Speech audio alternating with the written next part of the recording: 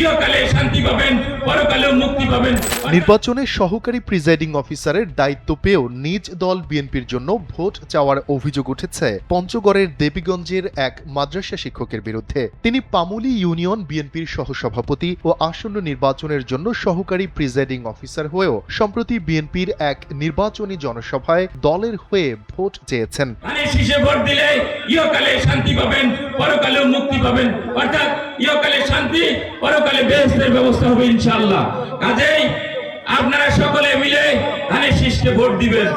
আর যেই দলটি আপনার আমার মা বোনদেরকে বেইজ্জতিমূলক কথাবার্তা বলতেছে, সেই দলটিকে দাঁড়িপাল্লাকে 12 তারিখের ভোটে লাল কার্ড দেখাবেন ইনশাআল্লাহ, লাল কার্ড দেখাবেন ইনশাআল্লাহ। RICL TMX, যুগের পর যুগ স্থাপনা থাকে মজবুত। এমন একটি ভিডিও সামাজিক যোগাযোগ মাধ্যমে ছড়িয়ে পড়েছে। রোববার দেবীগঞ্জ উপজেলার পামুলী ইউনিয়নের টঙ্গীরহাট উচ্চ বিদ্যালয় মাঠে এমন ঘটনা ঘটে। সামাজিক যোগাযোগ মাধ্যমে ছড়িয়ে পড়া 44 সেকেন্ডের ভিডিওতে দেখা যায় তিনি ধানের শীষ প্রতীকের পক্ষে বক্তব্য দিচ্ছেন। তাকে বলতে শোনা যায়, ধানের শীষে ভোট দিলে ইহকালেও শান্তি পাবেন, পরকালেও শান্তি পাবেন, তাই আপনারা সকলে মিলেমিশে ধানের শীষে ভোট দেবেন।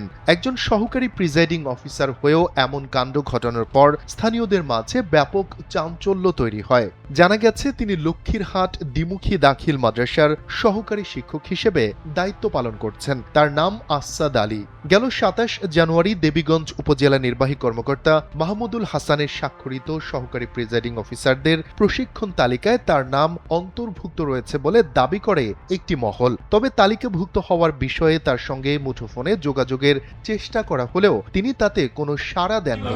অর্থাৎ ইহকালে শান্তি, পরকালে বেহেশতের ব্যবস্থা হবে ইনশাআল্লাহ। কাজেই আপনারা সকলে মিলে ধানের শীষকে ভোট দিবেন।